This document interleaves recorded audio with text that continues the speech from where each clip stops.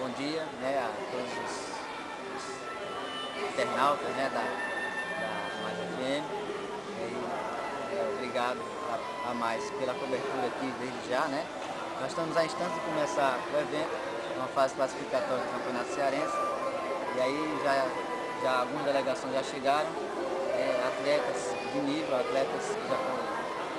muitos atletas aqui campeões brasileiros, terceiro lugar, segundo lugar em campeonatos brasileiros, alguns atletas até da seleção brasileira, os que já estiveram na seleção brasileira. Também já contamos com a presença da segunda maior autoridade do Karatê no Brasil, que é o professor Luiz Carlos Cardoso, que é vice-presidente da Confederação Brasileira. Né?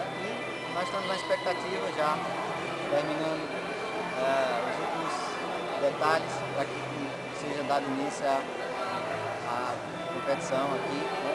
E a classificação, se Deus quiser, de muitos nossos atletas para a final do Campeonato Cearense.